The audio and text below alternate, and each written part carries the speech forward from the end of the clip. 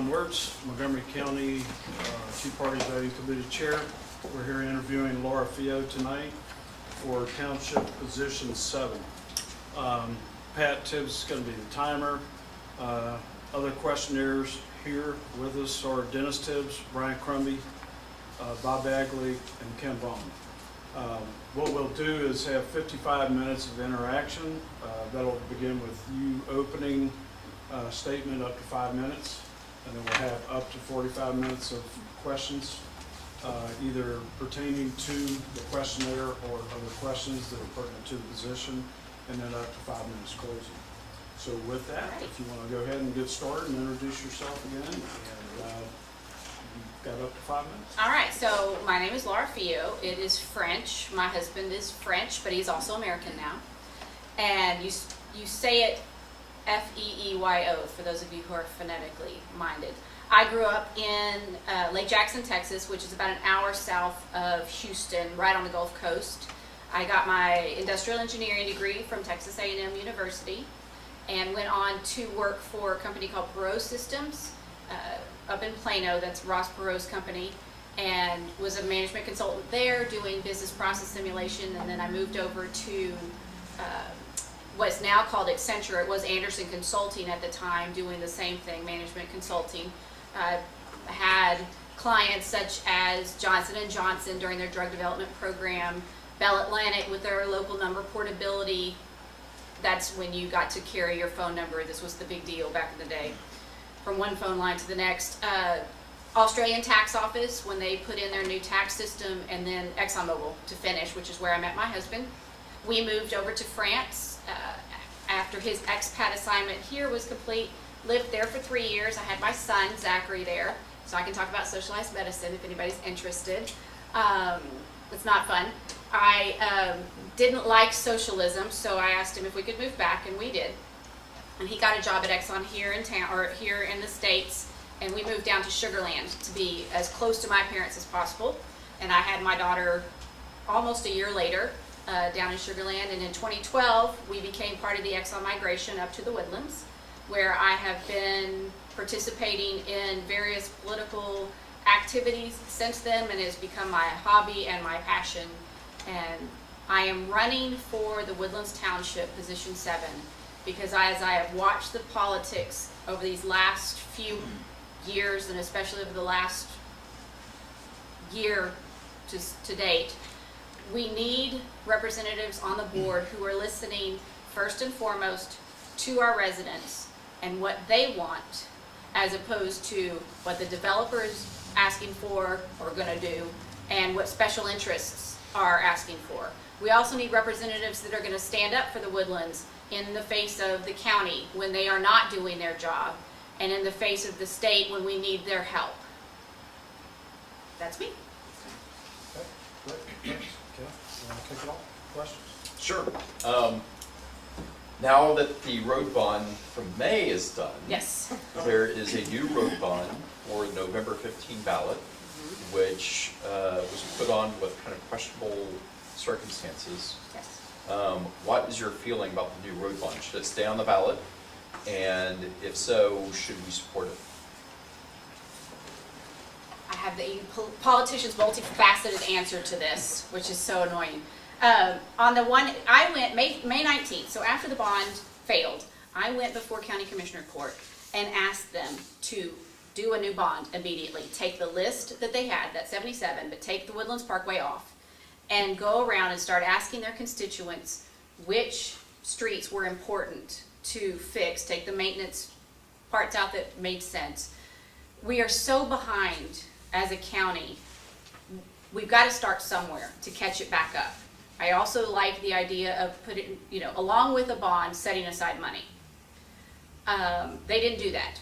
James Nowak asked them to put a bond in during the June sessions. They didn't do it. July, they voted not to. And then all of a sudden, lo and behold, in August, I guess the pressure was on maybe after the 10% raise they tried to give themselves. So then they went to, they reached out through a political consultant to, is this gonna, am I done or should I? No, continue. Time's up, you said a minute. Yeah, just make it short. Wrap it up. Okay, wrapping it up. I don't love the process that they went to. I'm a big fan of natural consequences. They chose not to put the bond on initially. I appreciate that the Texas Patriots PAC was trying to do something helpful. I fault this completely on the county. They should have never asked for a particular PAC to do this. They should have gone to the residents like we asked them at the very beginning. Will I support a bond on this? It depends on the outcome. Obviously, if it's not on, it's not on. If it is on, if they've deemed it acceptable, I'm about 60% to support it because we have to start somewhere. If we don't pass it now and we pass it in 2016, we miss out on another budget cycle and we have to wait even further for HDAC money. Okay. Thanks, Bob. 2 minutes. 2 minutes per answer. Thank you. There's, the township puts out quite a bit of money to the sheriff's office for extra patrols and law enforcement. But you also have the horses over there that run through the, Alpha and Omega? yes. Yes. We could outfit a number of patrols for the amount of money that is spent on the horses. Do you think that's a wise investment?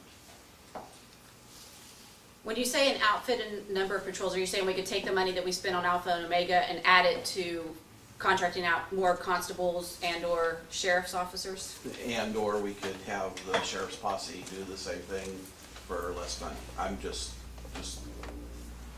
looking for ideas. If we can take a look at that and they can offer it cheaper, absolutely, or if we can get more for our money. I do like the idea of having some sort of visual patrol. I think it does cut down on crime. Criminals don't like to be seen. And so whoever is out there, I want them to be visible. Police officers generally are there after the fact. So this is just it's unique.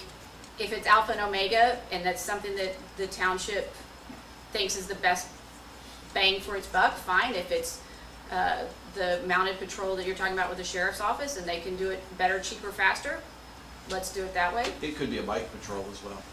If it could It's be, community patrolling regardless. I like the idea of the height of the horses because you can see better over, especially in the mall area, over the cars, whereas the bicyclists really do have to drive all the way along the lanes. So if I had to decide between bike patrol and horse patrol, I would pick horse just because it elevates them a little higher. But if it's a significant difference in cost, then we'd have to take a look at that. You mentioned in your questionnaire with the water taxi, and what I understood you to say, let's see,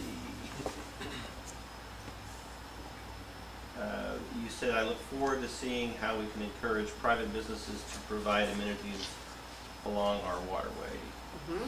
So was it a good idea initially? Why or why not? And then what should we do about it now, or what should Woodlands do about it? Okay, this might be I'll try and make it short, but for people that don't understand, the quick history of the water taxis was development company bought them. They contracted out with Brazos Transit District, called the District, to run them. Well, they found out in around 2009 that they were losing $240,000 a year on those taxis. In order to get federal grant money, they needed a private organization to contract with. So the township, including Nelda Blair and Bruce Tuff, agreed to offer up the township and the CVB to be that private enterprise to take over the operation of the water taxis so that they could receive the federal money so we could break even. So what's private about the Woodlands? I'm confused on that. That's not private at all. That's a government entity.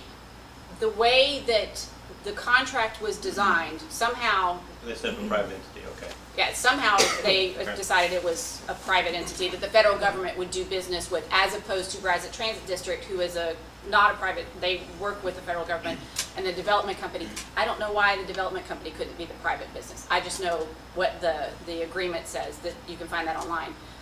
We should have never bailed out the development company with those water taxis. they go nowhere, they serve no purpose. They were already losing $240,000. Residents didn't want them. Otherwise, they wouldn't have been so much in the red. We bailed them out. I am thrilled. The way the contract worked was in April of 2015, the CVB had the right to hand them back to the development company. Thankfully, Gordy Bunch said, yes, we will hand them back to the development company, which means that the Woodlands doesn't, the development company owned those, but the CVB operated them. So now we're just saying we're not operating them anymore. You need to do with them whatever. From what I understand, we own the water taxis. The development company has somehow now bequeathed them to us. So we own them. Gordy's planning on selling them. And I would love to see fun things that are not floating coffins in the waterway, that are provided, paddle boats, the river walk style boats, something else, but not anything that, we don't need to be involved in that. We can give them permission to, but we don't need to be operating that sort of thing, and we should have never bailed out the development company out of that, just to break even. Okay. You also mentioned that you were disappointed at the township board for supporting the bond, even though it was apparent that so many citizens were opposed to it. Does that mean that you think elected officials should be goal-driven? And at what point would public sentiment override your own decisions on some things? Sure. That's a good question. Do I think they should be poll-driven? A little bit. I don't know if by poll-driven you mean a large representative sample. In statistics, 5,000 out of 100 and something thousand is a bit more statistically significant than 50. So I would think that would be a representative. Take a second look, at least. When you're talking about like this particular bond, it was the township was going to be asked to pay for something that we didn't want, and there was frankly an outcry that was ignored. Now, does that have to happen all the time? I mean, yes, I think that if we get enough people, whether it's a petition, if you can get enough people to sign your petition, and enough, what's enough? 1,000, 500, 1,000, and then you go start, maybe that's when you have town halls to get more people to come talk to you.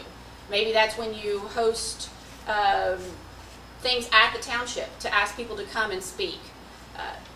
So you get that sort of information. Is there a definitive number? No. But there are also times when hard decisions have to be made the other way, where a lot of people don't want something, but if we're going to continue operating as a hometown, continue operating as a successful township, as it were, we may have to do some things people don't like. For example, incorporation. There may come a point where financially it makes sense, legally it makes sense, and we may have a lot of people that say they don't want to be incorporated. Well, I like the idea of what the Kingwood Tea Party is promoting right now is a bond, or is a election. If you want to be annexed, you have to vote yes or no, and if you want to be incorporated, you have to vote yes or no. That would be a poll-tested way of seeing whether or not we want to do that.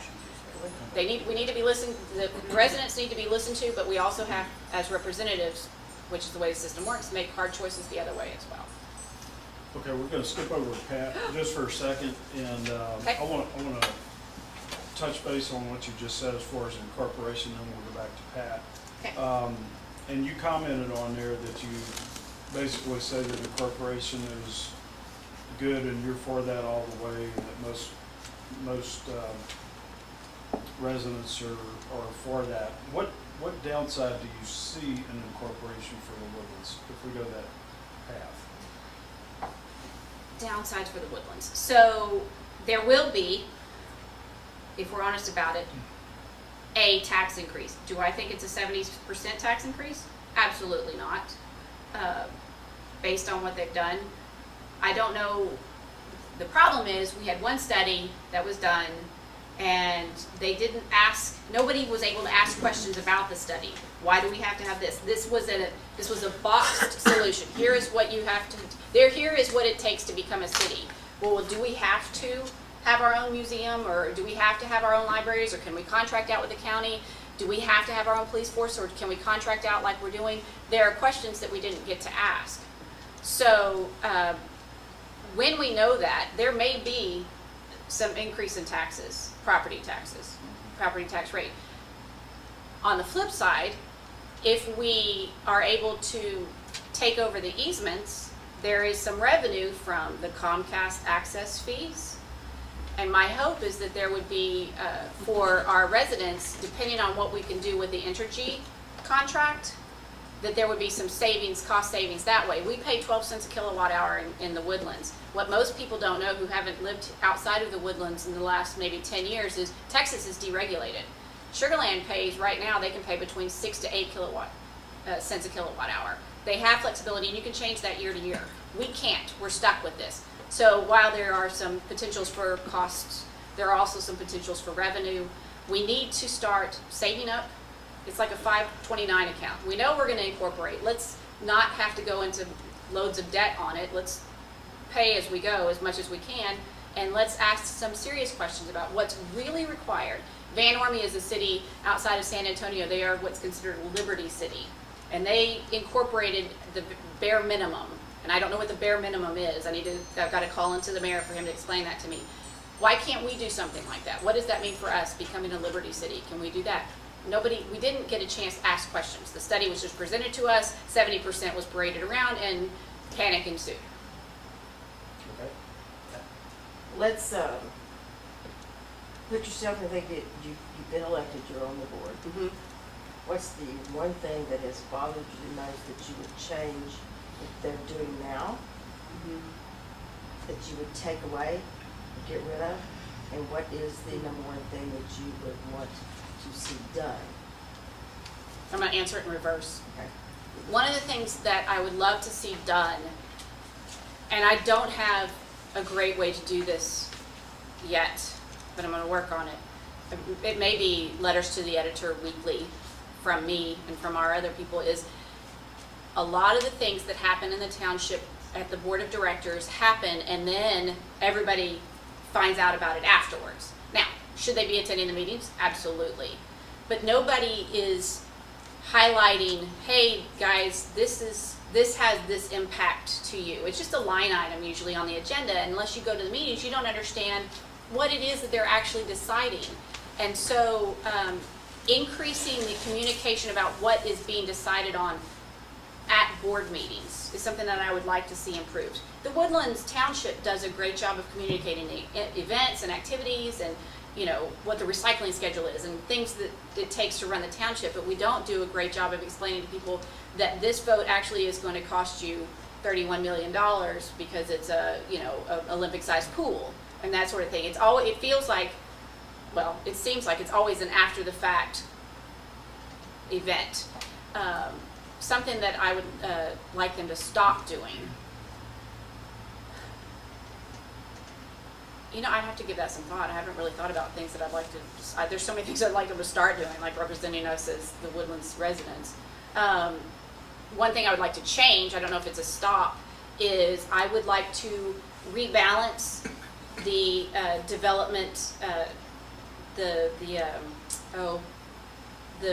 body that decides how the covenants are held in regards to the developer. The developer has a 60-40 split. I wouldn't mind seeing that a 50-50 split or even a reverse, where we get to say what they build, how they build it. We don't have planning and zoning, so that would be our ability to have planning and zoning without having legislation. That would be something that should be looked into. All right, a lot of discussion's been focused around the road bond and also the water taxis, but not so much around just general transit and alternative transportation. So what should the Woodlands be doing related to transit and say bike lanes and things like this? Okay, so transit. First, I'd like us to stop building roads. You can't build your way out of traffic because when you put a road, eventually people start driving on it, and they're not always residents. We're not going to be able to build our way out of traffic, so stop building roads. At some point, there has to be an acceptance that there's traffic. There's traffic at peak hours. This is how it is. If you want to live here, you need to work that out for yourself. It's never going to be 8 minutes from where I live to the front of the Woodlands. especially during peak hours. This is just part of living in a community with other people. So let's stop building roads, at least for a while, and let the community settle. As far as bike lanes are concerned, we have miles of pathways already. What I will never be okay with is taking away a lane for a bike path. That will be a hill I will die on. Now, I see benefit not only for bicycles, but also for people that need to pull over. I've heard first responders, but also just people that have a busted tire. A lot of our places have curbs, and I think that it would be appropriate for us to remove those curbs. Bikes can use them as a pseudo bike lane, if you will, but also people can pull off to the side. I do not ever want us to have a metro-style bus system in the Woodlands, which is being talked about. I know that HGAC apparently is pushing this. No, we do not need a bus stop. Where I live is at Flint Ridge, and when I found out more about this, the first stop that they're proposing from 2978 is Kirkendall. So they're asking people that want to travel locally within the Woodlands to find a place to park from, anywhere in between there. So park maybe at Kroger's and then stand and wait for a metro-style bus to take them to town center. It would take you longer to do that than it would actually to just drive and park. So I'm not okay with metro-style bus systems either.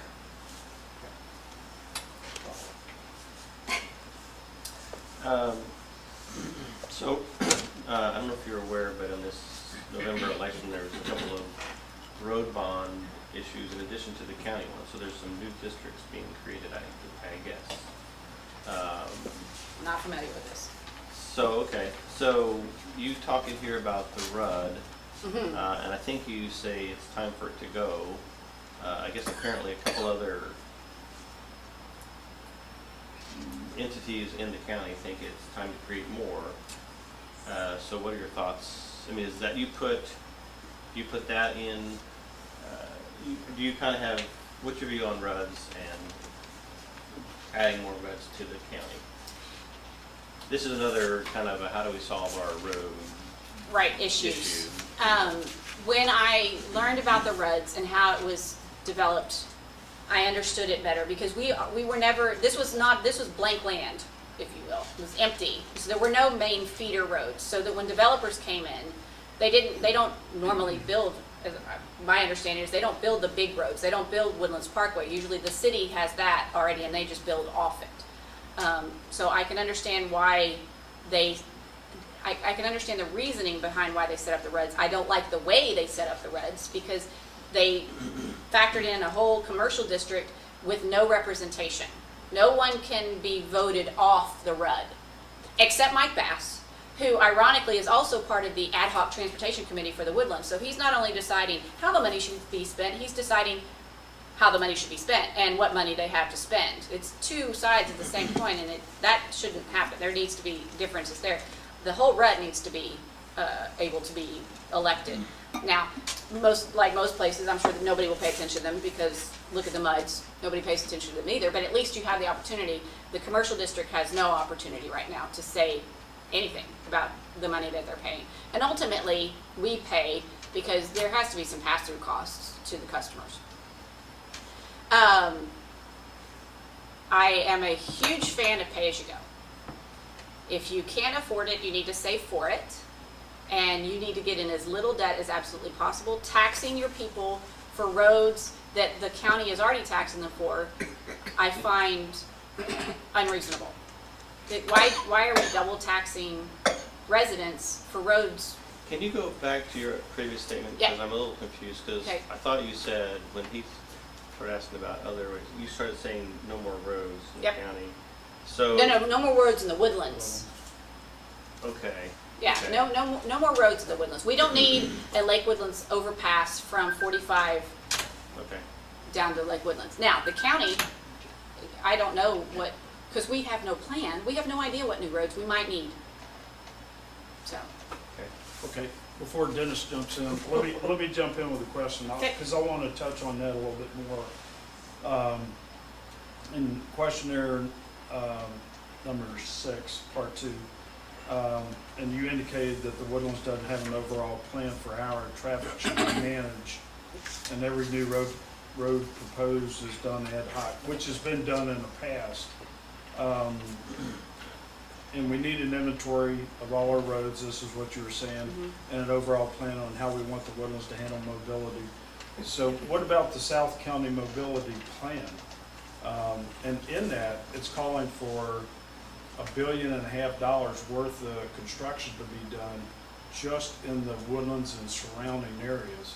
But it sounds like you're advocating no roads to be built in that area. So how do you reconcile what the HGAC is calling for in $1.5 billion, if you believe that number, and the fact that you were saying, hey, let's let it rest, don't build any more roads? From what I remember of HGAC study in South County Mobility, there weren't that many roads to be built, new roads to be built within the confines of the majority of the Woodlands. I'm not talking about Harper's Landing because I don't know much about what roads that they might need and the expansion that they might be needing by now. So in the Woodlands itself, the two that I can think of that have needed to be done, and everybody knows that they've needed to be worked on, have been Kirkendall on the south side of Woodlands Parkway. It needs to be expanded over the bridge, and Gosling. It needs to be expanded over the bridge. But of course, that's a Montgomery County, Harris County joint project. Now, from what I am hearing from Mike Bass, the RUD is going to throw in some money, along with Montgomery County. James has some money, and Harris County has some money to do the Kirkendall one, that section.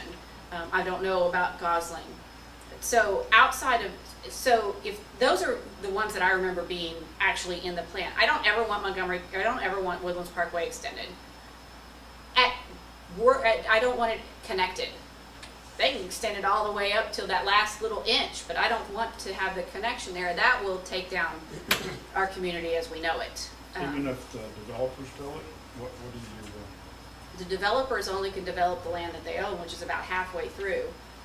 The county would have to do some sort of buyout or eminent domain program to get the rest of the money. And this is the beauty of becoming a city. We could just cap it. There are some serious implications to adding that one more road. I think You can cap what? The population or the road? No, the road. Or the territory, okay. Cap it. Just make it, you drive all the way down, oh, it's a dead end, and you have to go around and find the other way to go. And it would be very unpopular, I know that, but we've got to stop. We've got to stop bringing in people from everywhere. It is affecting our community already. So I don't feel like I answered your question. We look at the HGC, but having a plan, knowing all the roads that we have in the Woodlands, because we need to know that if we're ever going to become a city, to know what we own, what we would own, to know what we need to maintain and how much that costs and how many miles that is, et cetera, et cetera. Having a plan doesn't mean we're actually going to do anything. The plan can be we're not going to do anything, but we know what we have so that when we need to make an additional change, we know what we have, we know what it would take, and we have that information at our fingertips. We don't right now. Well, part of that, I think, would be the SPUI, which is supposed to enhance the flow right there off 45 and Woodlands Parkway, Right. as well as 242 in the new hospital. Okay. Okay. Dennis? A question about the clear cutting. I guess you were opposed to that operation. Yes. I don't really live in the Woodlands. Don't exactly know what that's about, other than hear it mentioned a few times. Right. But it sounds like it's something that ought to be a private property issue. Why is that not the case, and what was done to change the owner's mind? And what exactly was going on with it? What's the big deal about clear cutting? I think is what you're asking. In a nutshell, when you move to the Woodlands, when we moved to the Woodlands, and you can even go out on the developer site now, they talk about trees. You're living out in the trees and the woods, and it's called the Woodlands, and it's a great place to live. And then you see the developer come in and raise an entire area of trees. So it was the developer that was doing it. It was the developer that was doing it, which feels, it may not, legally, obviously, they could do it because they did it. We don't have any legal recourse to stop them. But it's not in the spirit of what we've been sold. We've been told that we are going to preserve trees, and it's trees, trees, trees all around, and this is what makes the Woodlands unique, and I agree. Now we're getting told that, well, you can put the trees in after. But they're not mature trees. They're going to be the little stick trees, and it's going to be 20, 30 something years before those actually grow into full trees like they were. The expectation has always been that we were going to, to get environmental on you, that we were not going to have such a huge impact on this swath of land, and then they came in and bulldozed it. But individual property owners are not allowed to do that, huh? No, oh, no. They claim an exclusion from the covenant, Yep. and y'all challenge that? Matthew Burton was great on that. I didn't follow exactly how that all. Essentially, what we've always been told is it's the development company. There's nothing we can do. So did you change your mind? Or they stopped? No, they've kind of promised to be better next time. But we cannot hold them to that, other than that whole development Supreme Court that I was talking about earlier that gets to decide what, if there are covenants and if there are variances, because a lot of times what you'll see is there are variances that they're given. Can we clear cut? No. Well, I'm going to appeal. Oh, yes. So, it's ongoing. yeah. Are you familiar with the June 21 and what it has to do with the Woodlands? I am familiar with it.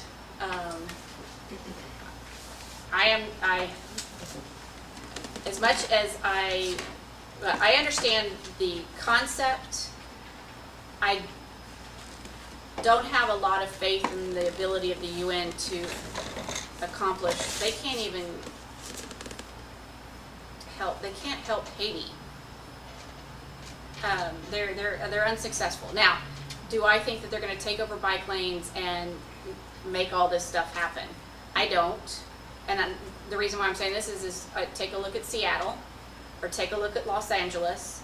There's an uproar in these communities where bicycle enthusiasts are trying to make it completely bicycles with no cars. Ultimately, that's their ultimate goal. Even those places are pushing back because it's an unreasonable expectation.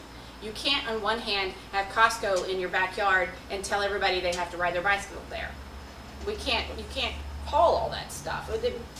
Not everybody wants to live right next door to where they work. You're removing freedoms from people, and that's unacceptable. And I don't think the American people are going to put up with it. There is not a community across the United States that's bicycle only. At least not as the thriving, successful city that's over 100,000 in population. Will Texans give up their cars? I think over their dying body, they might give up their cars. I understand the bicycle enthusiasts' desires, but they're in a minority, and they need to understand that where they moved, we're not going to cater to their specific needs because they don't know what's best for everybody else. Okay.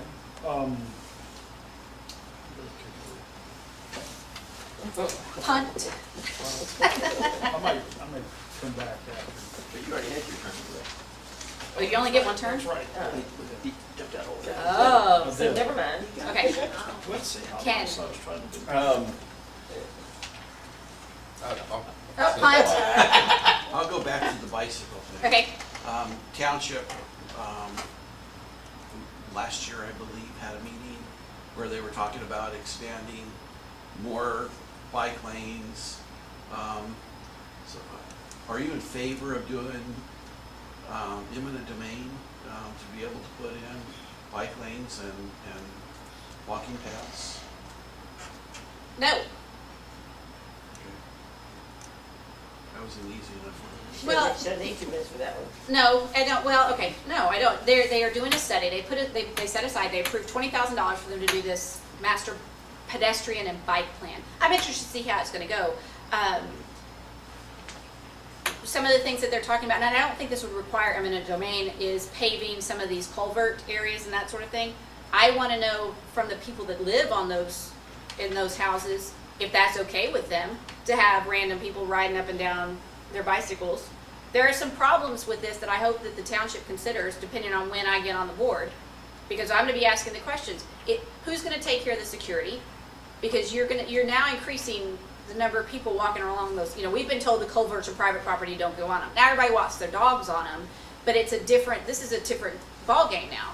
This is families and kids riding along those areas. Who's gonna keep up with the safety? Who's gonna make sure or help ensure that the owners' properties aren't gonna be more messed with, is such a redneck term, but you know what I'm saying, that they're not gonna be invaded, that's a terrible term, bothered. Who's gonna be cleaning them? Who's gonna be, so these are the questions that I wanna ask if we do anything like that. As far as the people that wanna ride the Lance Armstrong bicycles, is what I call them, I don't know what the road bikes, but I think of dirt bikes when I think of that. This wasn't a community that was made for that, and it's not ever gonna be a community that was made for that. I know that Gordy is working with the Spring Creek Greenway area to give them some long distance biking, because Gordy is an avid biker. I'm not. So they're going to have to do some work to convince me that any of this is actually needed and that there is a huge outcry for it. And I'm okay with them doing it over off Rayford Road and connecting with other places if they want. Okay, we got about 10 minutes of questions. Okay. Right. 2 questions. So do you have something against rednecks? I am one. You are one? I grew up, the majority of my life I grew up in Brazoria County. I was in an unincorporated area before I knew what they meant. So.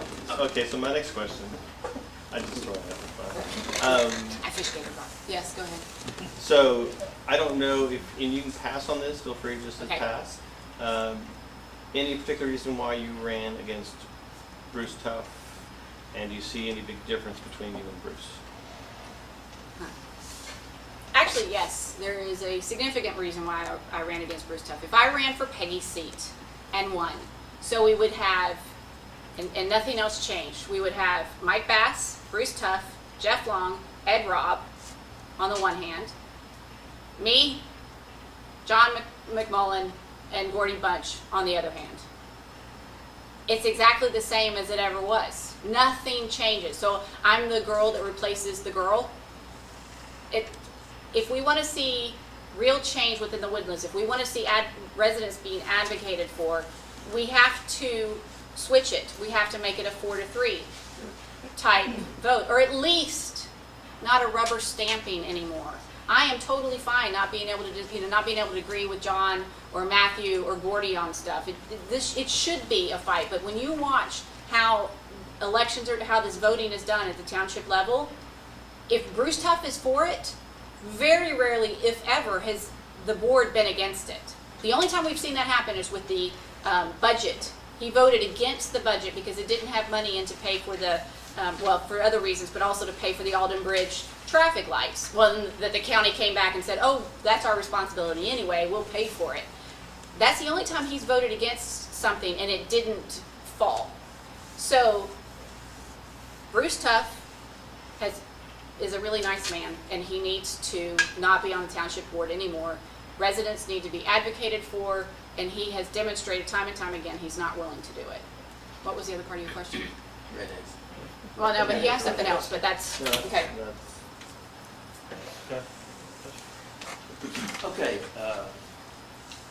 how would we accomplish sunsetting the RUD or preventing other RUDs? Is that something the township has? No, that's legislation. That's all you can do there is just lobby the legislature? From what I understand, we would have to get Senator Creighton involved, we would have to get Representative Keogh involved, and get them to help us with whatever the wording is. Some of the way that the township runs is because the Texas State Legislature blesses us to be able to do it. And does the RUD have a sales tax or just property? They have taxing authority, so I believe Property it's, tax. yeah, a property tax. It's an additional, it's a, like we have MUDs, Mm-hmm. and our MUD property tax, they get a little red bill. Okay. And the frustration about the commercial district and that they're being taxed also is this. Commercial buildings don't have a cap on their property appraisal increases. Oh, really? They don't have 10% per year. They don't have 10% per year. Yeah, that's criminal. So they can, so they're paying, they're possibly paying even more. So can I jump back to a previous thing you said about, you said there's money for Comcast right away. Who's ultimately paying that Comcast right away money? So, from what I've learned, this is mostly speaking with Peggy because this has been one of her hot topics. If you look on your Comcast bill, there's a line item that says something like access fee. And when you call Comcast and ask them where that money's going, it goes to the development company. Because they are paying for the privilege of running their cables along the easements that the development company And owns. obligated the residents. So, but you're not really taxing Comcast, you're taxing the people, right? No, this is absolutely the people are paying the development company for the privilege of having Comcast as their cable provider, if you want to get cynical about it, or at least a portion of it. Okay, so the development company, not the township. Yep. Okay, so they're not one and the same. No, the development company is a Howard's Hughes development company that can go build developments everywhere in the world. But as a city, you would displace them? As a city, from what I understand, the easements fall under our jurisdiction, or we end up eminent domaining them by default. And then the city would be taxing the residents for the privilege of having Comcast. Yeah, either way we get, okay, yeah. Yeah, I mean, either way, they're paying the access fee. So, but at least this way it would come back to the township, as opposed to going to the development company right now. So, do you feel okay about taking from a private entity and taking it to a government entity? Is that what it's doing? With eminent domain? Well, in this case, yes, because it's part of the, if we're gonna own the roads and we're gonna own and we're gonna be responsible for the ditches, as the county is right now. I thought, so the development company's not? I'm sorry, I'm taking everybody's time. No, that's, I guess somehow the county, some of this legislation I don't understand, but somehow the county takes care of all that stuff. We don't. And so, yeah, it's gonna cost that particular company. I can get cynical about that and say, I think that they've taken a lot of money, or they've benefited a lot from the Woodlands development, and they might be able to give just a little bit. Cynical. 5 minutes. Oh, okay. Okay, the township, on question number 9, the township budget funds all reserves 100% yearly. Should any surplus be returned to the residents or retained in a rainy day fund?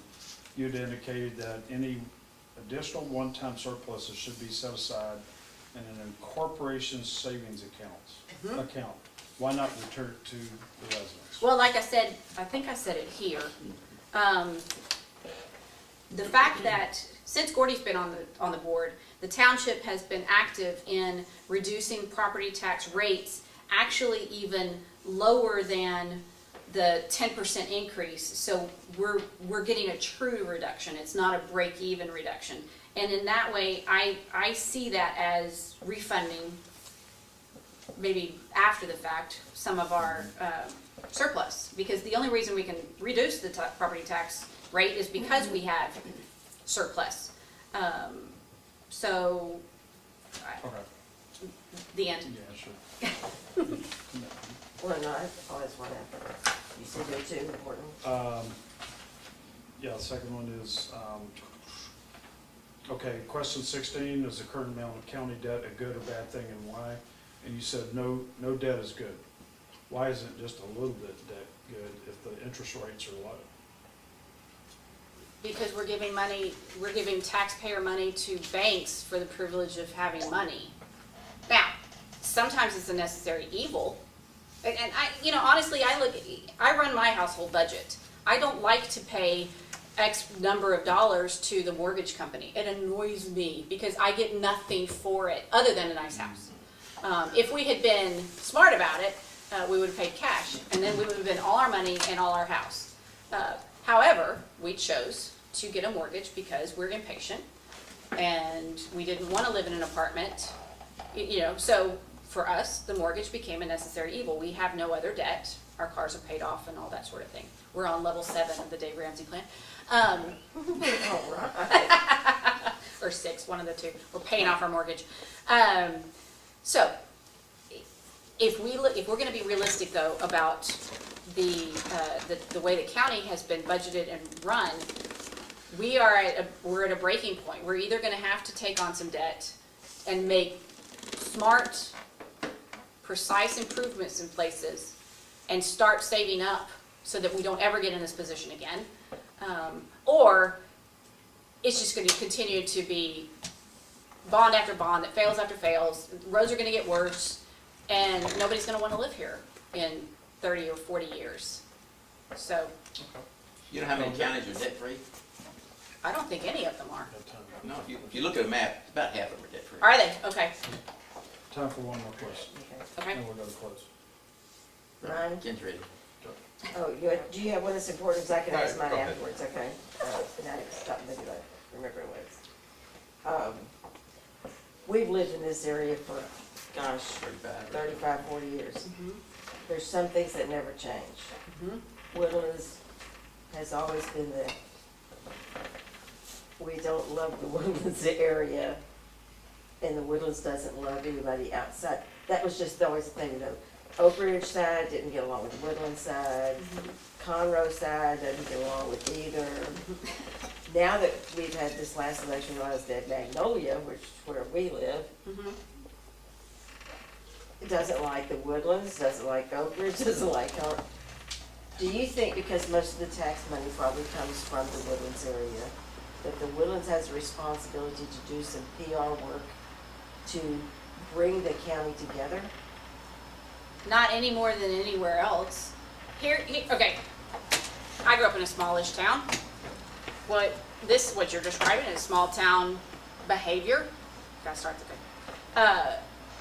Nobody likes anybody. The Woodlands is the snotty, this is like high school. The Woodlands is the snotty crowd. Conroe is the good old boy crowd. Oak Ridge is the I don't know how they define themselves crowd. Magnolia is the crowd that nobody likes because of whatever reason. It's high school.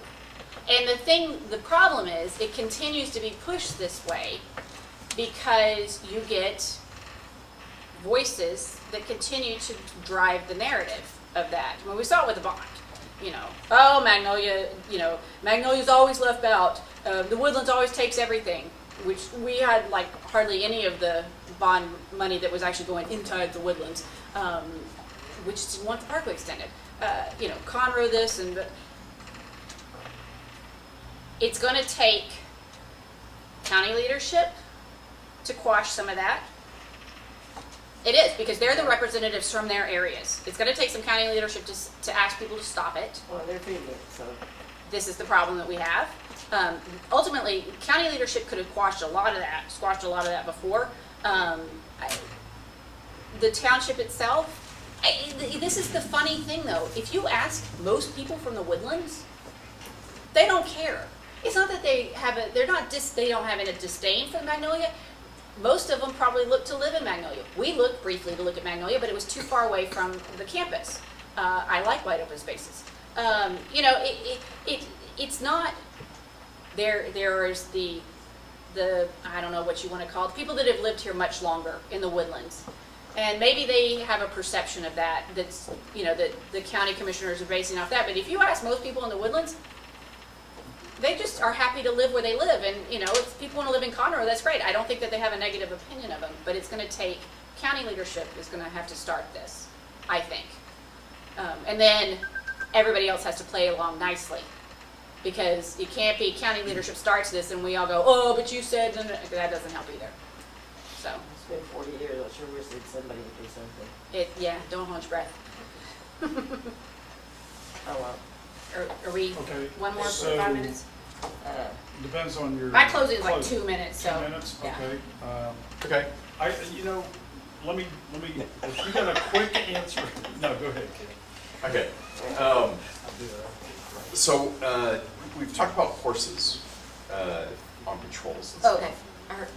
What about if someone came to the Woodlands proposal that they save you a lot of money rather than doing horse patrols, you do drone patrols. What's your response to that? Who would be flying the drones? What information are they recording? What areas are they be covering? What's the response to what they see? How visible are the drones going to be? How easy are they to shoot out of the air? Because it's very, that would be a big risk, right? All you take is some guy who doesn't want to be seen with his shotgun and he shoots it out of the air and then poof, there's part of your problem gone. Did it? Yeah. I said it would. So, no. Okay. So there's my Why? quick answer. So why? Why? Why no? Why no? Because I don't think that they could answer those questions sufficiently. No, they can't keep people from shooting them out of the air. I don't think that I don't think they could offer a solution that would be as timely as someone sitting on a horse seeing something bad happen. Because there is always going to be a delay between I see a bad thing happening, I have to call it in to whoever, they have to come from wherever they are to that place. Unless the bicycle guy is riding right by it at the time. So, I don't think that that's ever going to be a viable solution. Mostly because I think it'd be shot out of the air. We got 1 minute. Okay. And I want to come back as a follow-on Yep. to the appraisals. Do you think with Bruce Tuff getting onto the appraisal board is going to have any impact on the Woodlands? No, I think that Bruce Tuff being on the appraisal board is going to have zero influence because what they are tasked to do on the Montgomery County Appraisal District Board has nothing to do with property appraisals and how they're done. That's a state-defined process. The only way we're going to see a reduction in property tax appraisal increases is if the legislators pass, and they looked at that, right? That was their thing. They were going to either increase the homeowners, the exemption to $25,000, or they were going to look to lower the cap on property tax appraisals. They chose the homeowners exemption for whatever reason. I'm not very clear on that. We need to continue working our legislators to bring it down to 5 and then bring it down to 3, or have some sort of managed process in there, because we cannot sustain this county, in particular the Woodlands, Wood Forest, even Magnolia, some of these places that are growing quickly, they can't sustain 10% over 5, 6, 7 years. Okay. 2 minute close. Okay, so, the Woodlands has been around for 40 plus years, and it has been and continues to be a really great place to live, to work, to raise your kids. But we are at a point where we need representatives, the township board, to step up and start representing the citizens that they are elected to pay attention to over special interests, over the development company, over the county. We need representatives that are willing to say no. No to water taxis. No to $600,000 to the Conroe Airport federally funded or federal customs facility. No to the bond because we don't want Woodlands Parkway extended. No to paying for things that the county is supposed to pay for or supposed to do, like traffic lights. No to special interests. Just because the county's animal control facility is having trouble does not mean the Woodlands needs to step in and provide our own. Just because the county won't pay for this sort of thing doesn't mean the Woodlands should step in and pay for it on our own. Just because the development company doesn't want to take the loss anymore doesn't mean that the Woodlands we're not the generous benefactors of everybody that are just going to write checks and appease people. I'm a mom. I know how to say the hard no's. It's hard to say no to your friends. We need representatives, we need township board members that are ready to look at their friends and their constituents and say, no, maybe, let's talk about it, yes, but it cannot be always a blanket yes, and it has to be residents first. All right. Great, thank you very much. Thank you. Appreciate it. Vote for me.